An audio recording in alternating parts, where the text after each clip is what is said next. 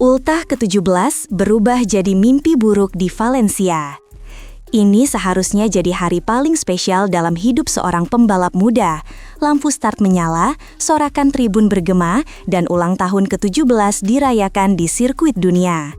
Tapi bagi Veda Ega Pratama, momen itu berubah menjadi babak paling pedih sepanjang musim. Di hari ulang tahunnya, bukan podium atau selebrasi yang datang, melainkan pukulan bertubi-tubi dari hasil lomba yang jauh dari ekspektasi. Start dari P11, tekanan langsung terasa. Bukan hanya dari lawan, tapi dari karakter motor yang sejak awal musim memaksa Veda bekerja 2 kali lebih keras.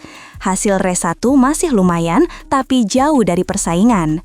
Race 2 hanya 1 lap sebelum semua harapan runtuh. Dan ketika 2 rival utamanya justru bersinar terang, drama ini makin menusuk. Tapi ini baru permulaan dari kisah pahit Valencia. Race terakhir musim 2025, anti klimaks paling menyesakan.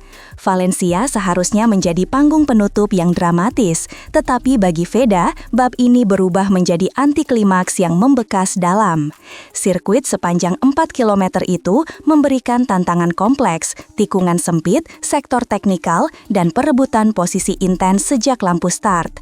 Namun sejak awal, motor Veda terlihat tak mampu menembus ritme kelompok depan. Setiap lap mengungkapkan gap yang semakin melebar.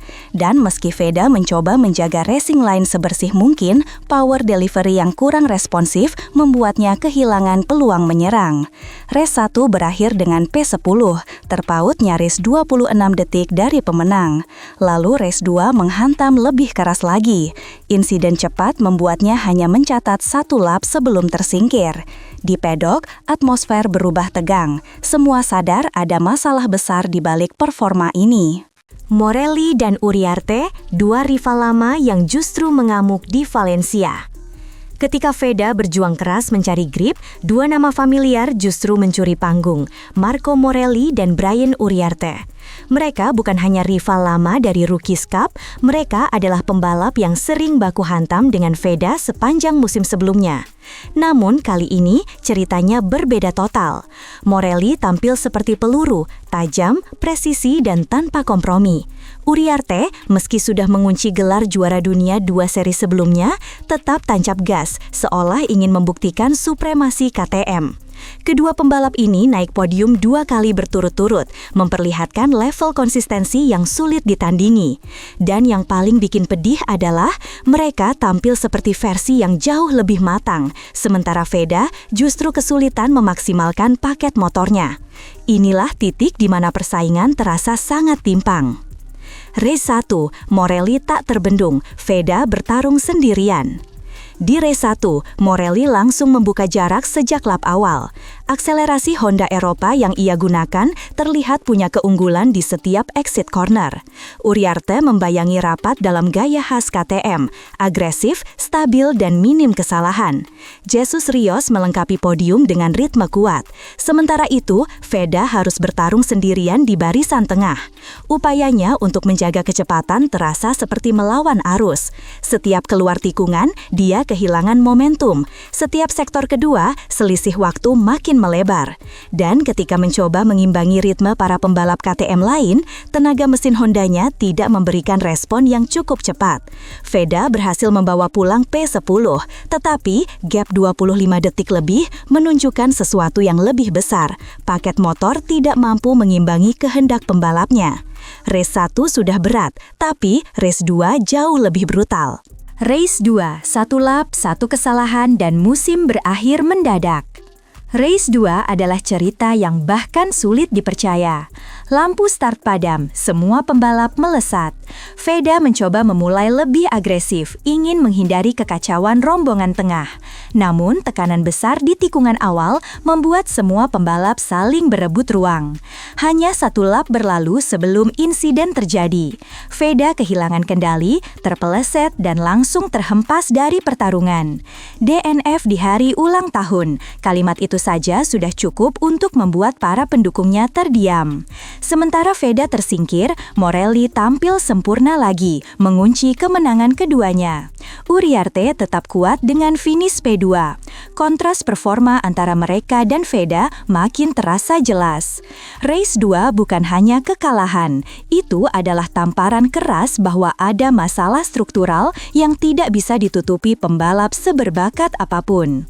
Honda Asia versus Honda Eropa, jurang performa yang makin terlihat. Salah satu isu terbesar yang mencuat setelah Valencia adalah perbedaan mencolok antara Honda Asia yang dikendarai Veda dan Honda Eropa yang digunakan Morelli. Meski sama-sama membawa logo Honda, performa keduanya benar-benar berbeda. Honda Eropa terlihat jauh lebih stabil, kuat di akselerasi, dan punya kelengketan ban yang membuatnya cepat keluar tikungan. Sebaliknya, motor Veda kesulitan mengalir. Tenaga di RPM menengah terasa kurang, membuatnya rentan disalip setiap kali exit corner. Para analis pedok menyebut masalah ini bukan sekedar setup, tetapi karakter dasar mesinnya. Dan ini jelas mengubah narasi setelah balapan. Bukan Veda yang kalah kapasitas, tetapi ia terjebak dalam paket yang tidak memberi ruang untuk mengejar. Dan sinyal bahaya untuk musim Moto3 makin jelas terlihat. Kontras besar, Predator di Rookies Cup terjebak di Junior GP. Jika publik hanya melihat performa Veda di Rookies Cup, mereka mungkin tidak percaya bahwa pembalap yang sama bisa kesulitan seperti ini. Di Rookies Cup, semua rider memakai motor KTM dengan spek setara. Tidak ada keunggulan mekanis, tidak ada perbedaan paket. Dan dalam kondisi adil itu, Veda tampil seperti monster, cepat, efisien, dan sering mendominasi duel lap terakhir. Tapi di Junior GP, realitasnya berbeda. Motor Honda Asia memiliki karakter bertolak belakang dengan gaya balap Veda, throttle respon yang lebih lambat, akselerasi yang tidak spontan, dan kesulitan mendapatkan pijakan stabil membuatnya kehilangan DNA agresifnya. Ini membuatnya terlihat seperti pembalap yang harus berpikir ekstra sebelum menyerang. Performa bukan menurun, tetapi terhambat oleh paket yang tidak harmonis. Warning serius untuk Honda Asia, ini tidak bisa terulang di Moto3. Valencia membuat alarm besar berbunyi untuk Honda Asia. Jika di Junior GP saja Veda kesulitan mengimbangi motor rival, bagaimana di Moto3 yang level persaingannya lebih brutal? Data race menunjukkan kelemahan utama, kehilangan waktu di exit corner hingga lebih dari 2/10 tiap sektor. Itu angka besar dalam dunia balap. Artinya, terlepas dari skill Veda, paket motor tidak bisa memberikan senjata untuk melawan KTM dan Honda Eropa. Rumor dari pedok menyebutkan Jepang sudah menyiapkan langkah korektif, termasuk penurunan insinyur baru dan revisi mapping tenaga untuk 2026. Tim tidak bisa lagi bergantung pada bakat Veda saja. Tanpa peningkatan teknis yang signifikan, Veda bisa masuk Moto3 dalam kondisi tertinggal, dan itu adalah skenario yang harus dihindari. Morelli dan Uriarte, dua bayangan besar yang sudah menunggu di Moto3. Yang bikin semuanya makin rumit adalah kenyataan bahwa lawan-lawan yang mengalahkan Veda di Valencia bukan hanya bintang Junior GP musim ini, mereka juga lawan yang mungkin akan ia temui lagi di Moto3. Morelli sudah menunjukkan superioritas dengan Honda Eropa yang tajam, sementara Uriarte konsisten di setiap lomba. Mereka berdua kini memantapkan reputasi sebagai rising star Eropa. Yang lebih menantang, mereka sudah tahu karakter Veda, kelemahan Veda, dan momen ketika ia paling rentan. Rivalitas ini tidak selesai di Valencia, justru baru akan memanas di panggung Moto3.